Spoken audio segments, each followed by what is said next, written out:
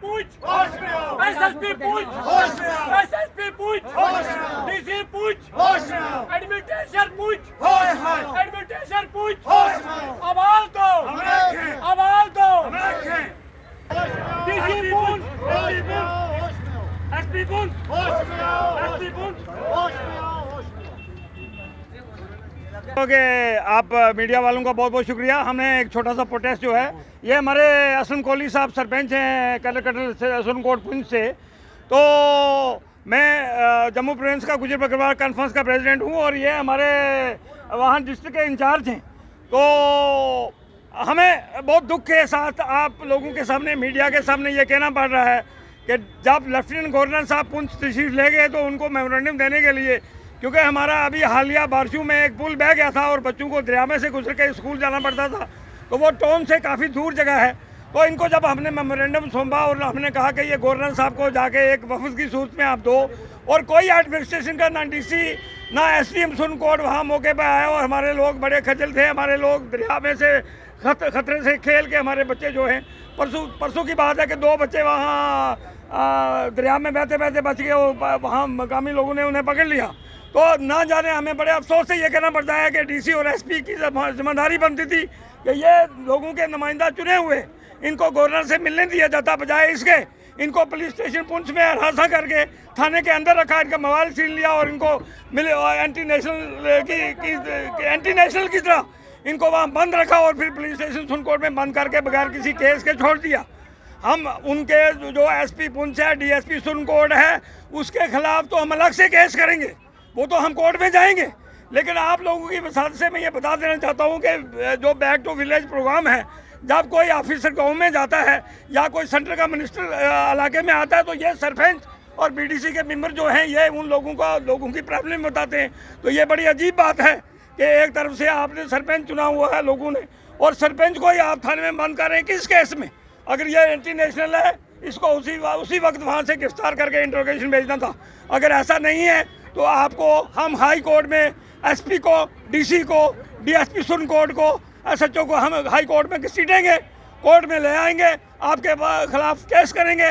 आपके खिलाफ atrocities of SC और एसटी एक्ट भी लागू होता है।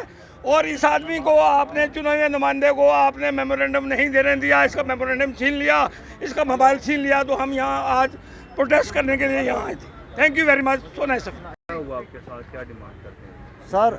ऑनरेबल लेफ्टिनेंट गवर्नर साहब पुंछ में गए 13 तारीख को, हमें रूरल डिपार्टमेंट की ओर से दावत दी गई कि आपने गवर्नर साहब के एजाज़ में पुंछ आना है अपने मेंबरों के साथ और मजज़ दे के साथ। तो मैं अपने मेंबरों और मजज़ दे के साथ जब मैं चला गया पुंछ, तो रास्ते में पुलिस का एक सीआईडी का लड़का है मुश्ताक अहमद खान, उसने मुझे लोकेशन ट्रेस की। आप कहाँ जा रहे हो? मैंने कहा मैं गवर्नर साहब के पास जा रहा हूँ। तो कहा इस वक्त कहाँ पहुँचे हो? मैंने कहा मैं पुंछ के करीब हूँ। तो जब मैंने अपनी गाड़ी पार्किंग की वहाँ स्टेशन पे और मैं पैदल जा रहा था, तो मेरे पीछे कुछ 10-15 पुलिस वाले थे। उन्होंने मुझे उठाया और पुलिस स्टेशन पुंछ में, सिटी थाना पुंछ में ले लिया। मैंने कहा मेरा जुर्म क्या है, मुझे किस वजह से यहाँ डिटेन किया गया है? कहा वो एसएचओ साहब बताएंगे, एसएचओ साहब बाहर से आएंगे। 4 बजे तक एसएचओ साहब नहीं आए। मैं बीमार आदमी, शुगर का पेशेंट, हार्ट का पेशेंट, मैं वहाँ रहा और मेरा मोबाइल जो है वो छीना गया। मेरा मेमोरेंडम जो है वो उन्होंने सीज कर लिया। और 4 बजे पुलिस स्टेशन सुनकोट से गाड़ी गई जिसमें मुझे डिटेन किया गया पुलिस स्टेशन सुनकोट में। और रात 6 बजे मुझे वहाँ से रिलीज़ किया गया। और मुझे एक किस्म की टेंशन होगी, मुझे एक किस्म का ख़तरा हो गया कि मैंने कौन सी ऐसी गलती की है कि मुझे इतनी बड़ी सज़ा मिली है।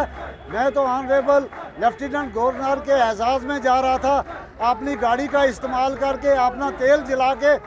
अगर मैं कोई मिलिटेंट था, अगर मैं कोई मशकूक था, तो मुझे सुनकोट में बंद किया जाता। मैं ऑनरेबल लेफ्टिनेंट गवर्नर साहब से अपील करता हूँ कि वो ज़ाती मुदाखलत करके इस मामले की इंक्वायरी बिठाएं और कोई ईमानदार लोगों का सीट बिठा के मेरी इंक्वायरी की जाए। और मैं तमाम एजेंसियों से अपील करता हूं कि वो मेरा बैकग्राउंड अच्छी तरह देख लें। मैं हिंदुस्तानी हूं, मैंने 5 इलेक्शन कंटेस्ट किए। 96 में मैंने बीजेपी का इलेक्शन कंटेस्ट किया। उसके बाद 2011 में मैंने सरपंच का इलेक्शन कंटेस्ट किया। जब 96 में हमने बीजेपी के मैंडेट पर इलेक्शन कंटेस्ट किया था, उस वक्त पाकिस्तान और उसकी ISI की तरफ से ओपन धमकी थी कि जो भी इलेक्शन कंटेस्ट करेगा हम उसको और उसकी फैमिली को मार देंगे। तब से मेरी फैमिली जम्मू में माइग्रेंट है और मैं सफ़र हो रहा हूँ। और सरपंच का इलेक्शन इसमें 2011 में मैंने सक्सेसफुल जीत लिया। 2018 में मैंने सरपंच का इलेक्शन सक्सेसफुल जीत लिया। 2019 में मैंने BDC का इलेक्शन कंटेस्ट किया। 4 वोटों से मुझे इंतजामिया ने हरा दिया। फिर 2020 में मैंने DDC का इलेक्शन कंटेस्ट किया।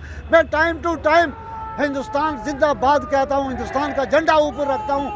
अगर मैं मिलिटेंट हूँ, अगर मुझ पर कोई डाउट है तो 51 एजेंसियाँ हैं हिंदुस्तान की। मैं CBI से इसकी इंक्वायरी चाहता हूँ, मैं राव से इसकी इंक्वायरी चाहता हूँ, मैं IB से इसकी इंक्वायरी चाहता हूँ, मैं तमाम ईमानदार एजेंसियों से इसकी इंक्वायरी चाहता हूँ कि मेरा बैकग्राउंड देखा जाए। अगर मैं डाउटफुल हूँ तो मेरे खिलाफ कार्रवाई की जाए। अगर मैं डाउटफुल नहीं हूँ इन लोगों के खिलाफ कार्रवाई की जाए जिन्होंने मुझे डिटेन किया, जिन्होंने मुझे टार्चर किया, हरासमेंट किया। खबर छोटी हो या बड़ी, यूरोप की हो या राजनीति की,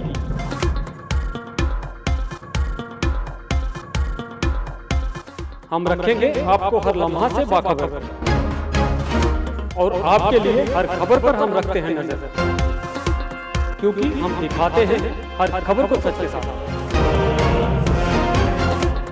देखिए हिंदी समाचार बुलेटिन सोमवार से शनिवार रात 9 बजे जम्मू में दाख विजन और दाख कश्मीर टाक।